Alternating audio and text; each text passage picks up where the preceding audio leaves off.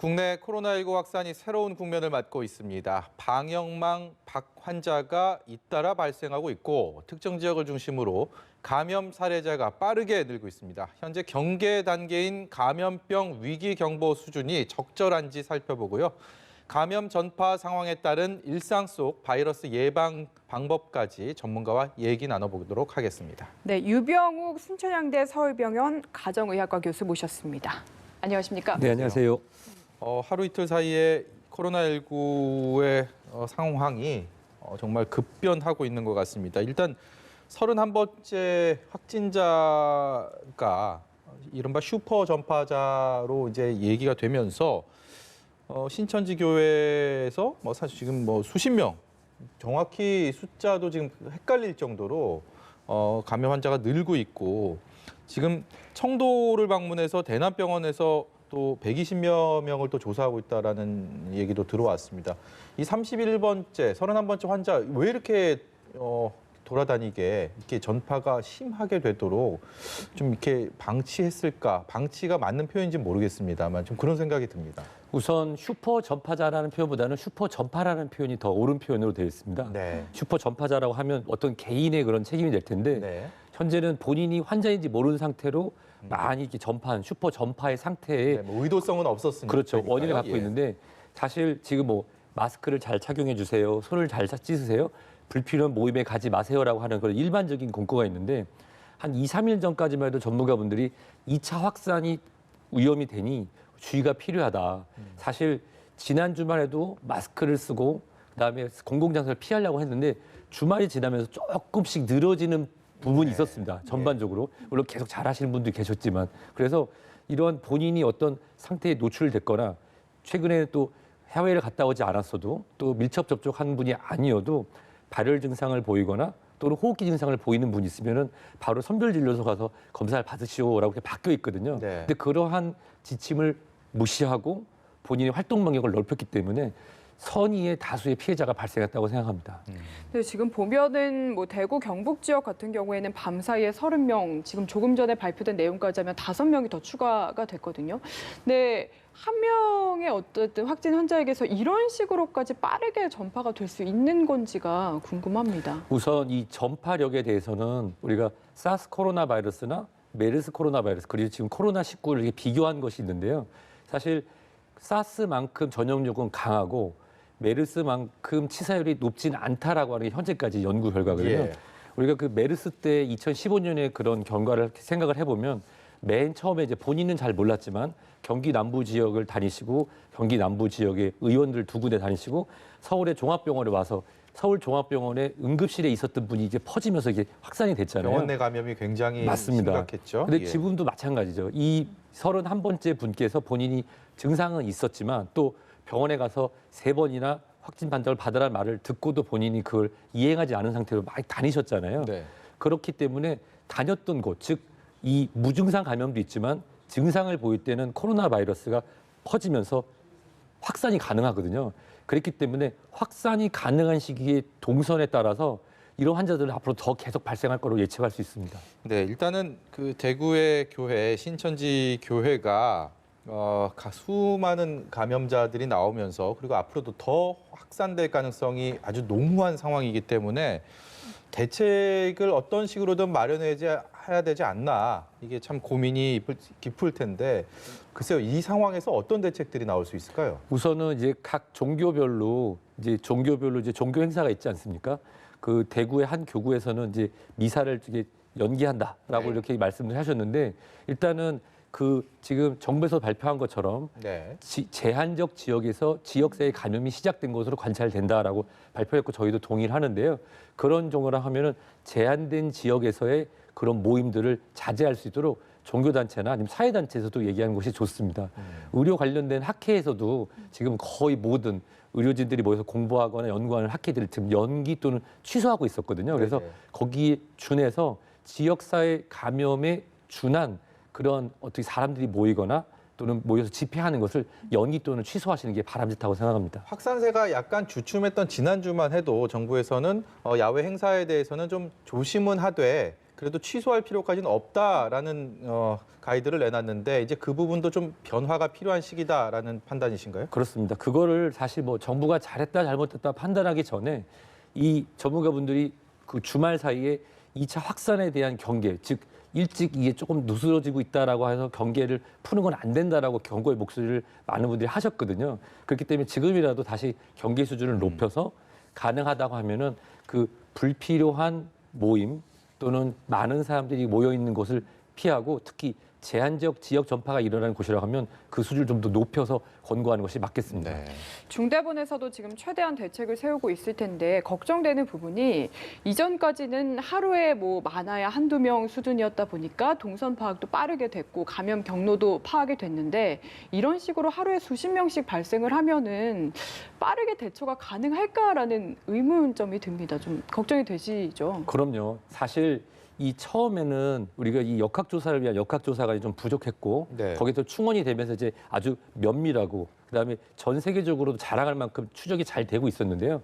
지금 말씀해 주신 것처럼 갑자기 특정 지역에 불특정 다수의 확진자가 나온다고 하면은 네. 그걸 꼼꼼히 찾아내기는 어렵습니다. 다만 다행인 것은 지금 그 31번째 분을 중심으로 해서 또 다른 우리가 확진자와 접촉한 사람들의 그 그림을 그리고 거기 추적하는 작업을 들어갔기 때문에 아무래도 100%까지는 아니어도 이제 추적은 관찰 그리고 관리도 가능할 거로 생각이 됩니다. 네.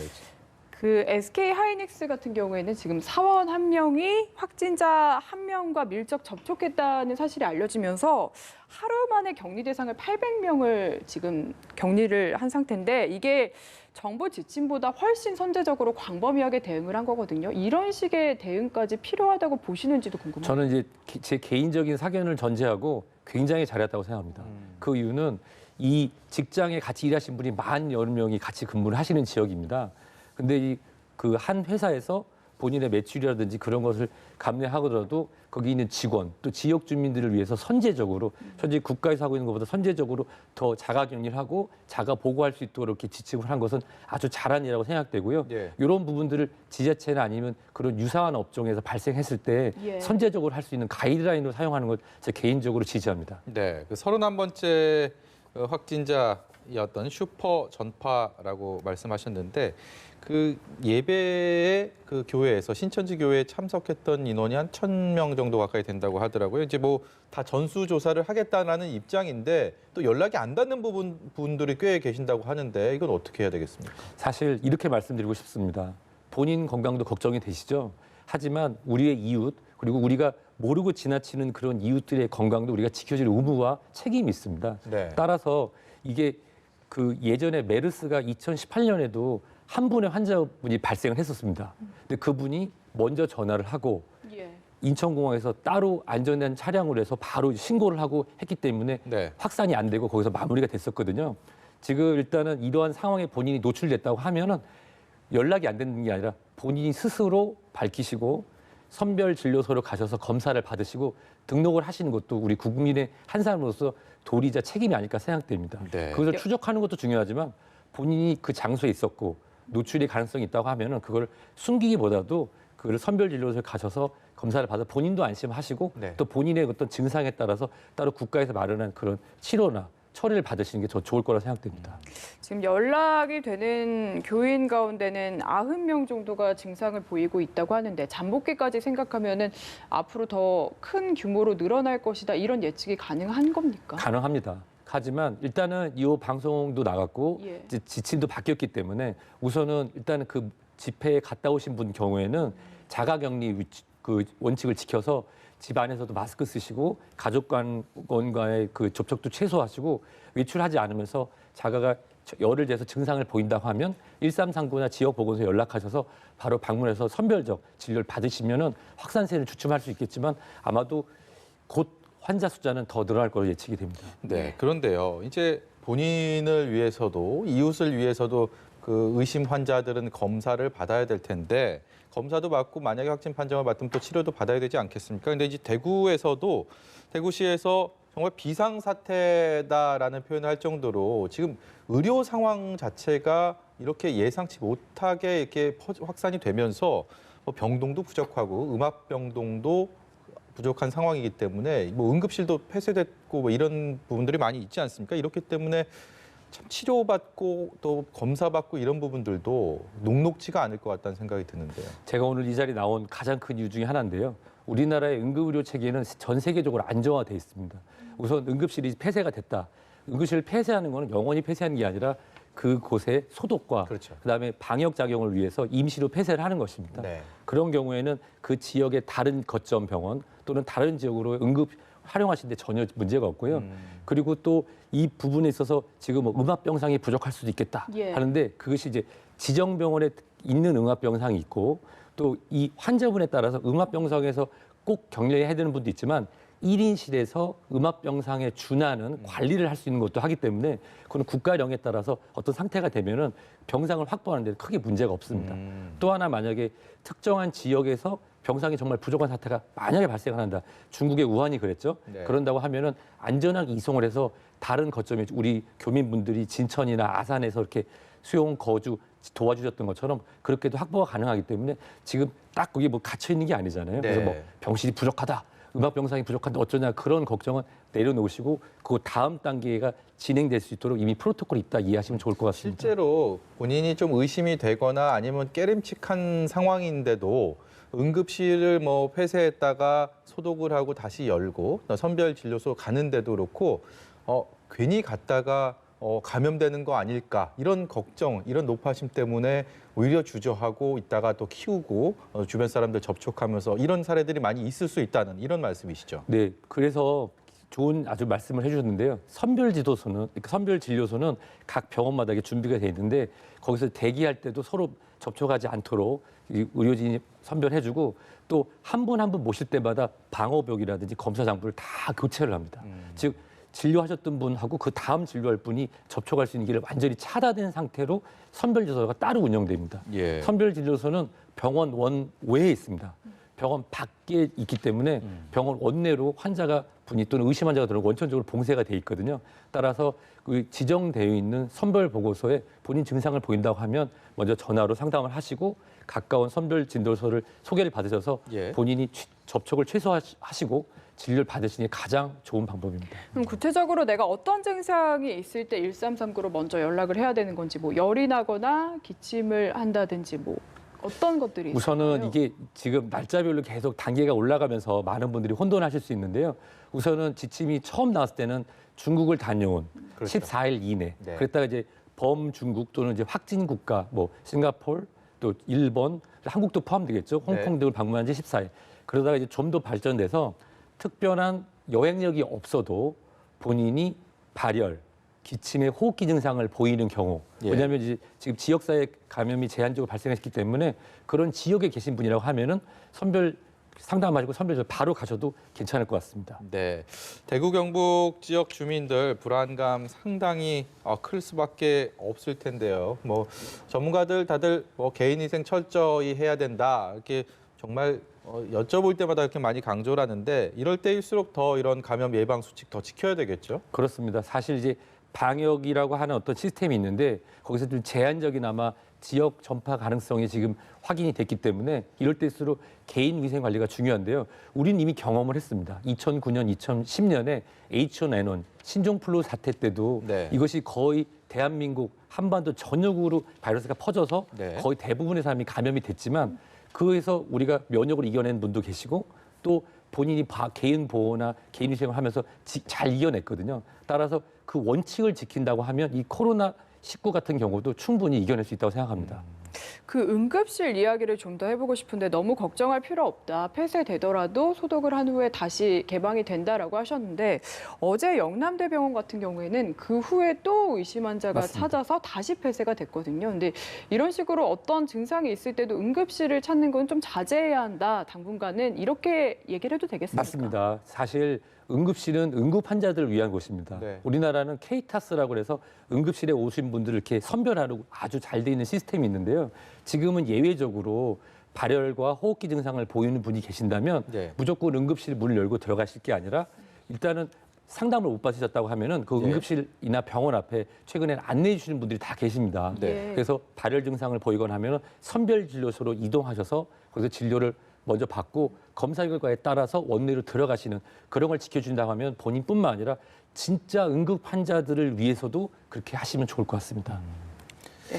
서울 얘기도 하고요. 좀 어린이 얘기 좀 해보겠습니다. 어제 처음으로 어린이 환자가 확진 판정을 받았죠. 이제 뭐 증상이 심하지는 않다라고 다행스럽게 얘기는 들었지만 그래도 11살 어린이가 감염됐다라는 부분들은 좀 상당히 의미 있게 받아들여야 되지 않나 싶은데 오늘도 서울 종로에서 확진 판정을 받은 환자와 관련된 여기 종로에 있는 어린이집, 정부 청사 어린이집이 폐쇄가 됐고 대구에서도 이번에 확진자 중에서 어린이집 교사랑 미술 교사가 있다고 해서 또 그런 아이를 두고 있는 부모님들 참 다 많은 걱정하실 것 같습니다. 이 부분에 대해서는 어떤 말씀을 좀 해주실 수 있겠습니까? 그래서 지금까지 연구된 바에 의하면 그 5번째 변이였던 사스 코로나 바이러스와 6번째 변이였던 메르스 코로나 바이러스 같은 경우는 어린이에서 감염은 거의 일어나지 않고 일어난다 하더라도 감기 수준으로 지나간다라고 하는 게 지금까지 연구 결과입니다. 네. 물론 지금 7번째 변이인 코로나19 같은 경우는 연구가 더 돼서 나와야 될 텐데요. 사실 이 동물과 사람에게 모두 감염을 일으킬 수 있는 코로나 바이러스 중에 1번부터 4번까지는 사람이 흔히 걸리는 감기 바이러스 중에 하나입니다. 예. 네. 근데 우리가 이미 제가 이제 47이면 지금까지 하면서 그 코로나 1번부터 4번까지는 번갈아 가면서 최소한 90번에서 100번 정도 걸렸다고 보거든요. 네. 그리고 이 면역체가 완전히 완성이 돼 있는 성인인 경우에는 새로 만들어진 변형된 바이러스가 들어왔을 때 면역체와 싸우면서 발열이라든지 다른 합병 감염이 나타날 수 있지만 아직도 면역체가 형성되고 있는 경우라고 하면은 그런 새로운 바이러스가 들어갔을 때 반응 없이 패싱 지나간다라고 하는 그런 이론적인 배경이 있습니다. 네. 오히려 어린 아이들일수록 가볍게 경증이거나 또는 아예 앓지 않고 지나갈 수 있다는 것이죠. 이게 바로 A형 간염 바이러스 같은 경우도 그런데요. A형 간염 요즘에 예방도 좀 많이 하시잖아요. 어렸을 때는 가볍게 앓고 지나가거나 무증상이 많지만 면역체가 완성된 성인인 경우에 A형 간염 바이러스 노출되면은 심하면 생명에도 이를 수가 그렇죠. 있습니다. 예. 따라서 이렇게 이해하시면 좋을 것 같습니다. 어린 아이들이 상대적으로 덜 위험하다고 해도 사실 뭐 아이들이 있는 가정에서는 걱정이 되는 게 사실이거든요. 이럴 때일수록 뭐 최대한 외출 같은 걸 자제하고 또 주의할 점들 어떤 게 있을까요? 우선은 아이들이 또 다른 무증상의 그 감염원이 될 수 있습니다. 예. 예를 들어서 3대가 같이 사는 집이다. 그래서 할머님, 할아버님이 당뇨나 폐쇄성 폐질환 같은 만성질환을 앓고 계신데 아이들은 증상을 가볍게 앓고 무증상 보균 상태로 있다가 그것이 전달돼서 할아버지, 할머니 또는 이웃 주민들에게 전파가 될 수 있기 그럴 수 때문에 있겠네요. 네. 그렇기 때문에 가능하다고 하면 지금 제한적이지만 지역 감염이 확인된 경우라고 하면은 특히 이 어린이들도 이제 계약이나 이런 걸 어떻게 할 건지 이제 준비를 해야 될 것 같은데 네. 가능하다고 하면은 어린이들이 모이는 장소도 주의가 필요할 그 이유는 무증상 감염자로서 또 다른 감염의 원인이 될 수 있기 때문입니다. 네, 부모 마음에서야 우리 아이가 좀 조금이라도 위험하다 싶으면 학교든 유치원이든 안 보내고 집에 데리고 있고 싶은 생각이 굴뚝 같겠지만 또 현실적으로 또 맞벌이 가정들이나 저 또한 좀 자유롭지 않은 상황인데 지금 개강 아니면 유치원 개원 앞두고 좀 보내야 되는지 말아야 되는지 만약에 어쩔 수 없이 불가피하게 보내야 되는 상황이라면 우리 아이한테 어떤 조치를 해줘야 되는지 많이 고민하시고 계시거든요. 맞습니다. 그 H1N1 그 사태 때의 경험을 비춰보면은 제가 이제 방송을 준비하면서 예전에 했던 방송들을 다시 유튜브로 확인하고 왔습니다. 예. 모튜브로 확인하고 왔는데 내용들이 거의 똑같습니다. 이제 확산세, 유치원, 학교 어떻게 해야 되나 이런 얘기가 나오는데 일단은 이번 주말이 이제 고비가 될 것 같은데요. 제한적 지역 확산세가 만약에 타 도시에서도 발생을 한다고 하면은 정부 차원에서 개학의 연기라든지 그런 이미 대학은 3월 16일 개학 연기로 확정이 된 2주 정도 상태이죠. 미뤘죠. 네, 돼 있는 상태입니다. 그것처럼 일반 초중 고등학교나 또는 이제 사립 공립 유치원 같은 경우도 이제 개학의 시점에서 결정을 내려야 될 걸로 생각이 되고요. 만약에 지역 확산세가 보이지 않는다고 하면은 과도한 공포는 필요 없습니다. 수업을 들을 때 마스크 착용하고 오히려 학교 가면 유치원에 가면은 더 손 잘 씻고 선생님이 관리 더 잘해 주시더라고요. 네. 그래서 그런 경우에는 믿고 만약에 지역 확산세가 없다고 하면은 정상적으로 계약하고 믿고 보내셔도 될 것 같습니다. 네. 그 어린이 관련해서 하나만 더 질문을 드려보고 싶은데 지금 보면은 국내에서 32번째 확진자 같은 경우에도 11살 어린이거든요. 이렇게 실제로 확진자로 판명이 났는데 어린이일 경우에는 자가격리도 혼자는 할 수 없는 상황 아닙니까? 이런 맞습니다. 경우에는 어떤 식으로 처리가 됩니까? 우선 사례가 홍콩에서 중국으로 여행을 갔다 왔던 6명의 가족 중에 1명이 무증상인데 CT 촬영에서 발견된 게 바로 첫 케이스 중에 하나였습니다. 네. 이번 코로나19로 그런 경우에는 가족이 전체가 다 격리돼서 병원에 들어갔었는데요. 네. 지금처럼 이제 이 무증상이고 경증인 경우에 어떻게 어린이를 해야 되냐. 사실은 그런 경우에는 부모님이 같이 감염됐을 가능성이 굉장히 높습니다. 이미요? 네. 예. 그런 경우에서 보통 가족 중에 한 분이 같이 격리를 같이 들어가는 것이 맞습니다. 미성년자의 격리, 특히 환자가 열을 측정하거나 그걸 자가 보고할 수 있는 능력이 떨어진다고 판단이 되면은 보호자 중에 한 분이 같이 격리를 들어가서 환자를 격리하게 되고요.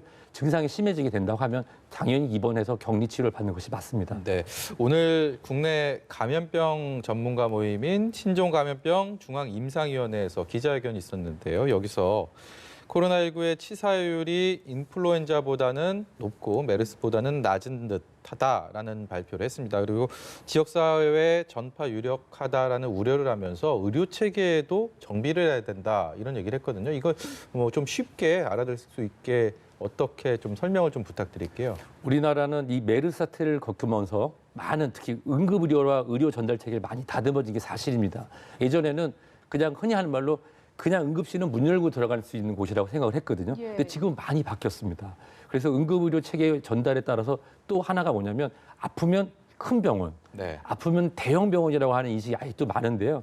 이런 경우일수록 일차 의료를 담당하고 있는 곳에서 먼저 선별적으로 진료가 이루어질 수 있도록 더 강화를 하고 그 일차 의료를 담당하는 의사들에 대한 훈련과 교육을 통해서 선별적으로 왜냐하면 1차 병원에서 환자가 발진이 되면 그 병원을 차단하고 그 관련하면 되지만 대형 병원에서 환자가 발생하는 경우에는 2015년 메르스 때처럼 전체 병원이 파쇄되고 병원에 있는 분들이 다 퍼질 수 있거든요. 네. 그런 의도로 말씀해 주신 걸로 이해하시면 되겠습니다. 마지막으로 시청자 여러분께 이것만은 꼭 지켜주십시오라고 교수님께서 당부하고 싶은 말씀 있으면 꼭 해주십시오. 네.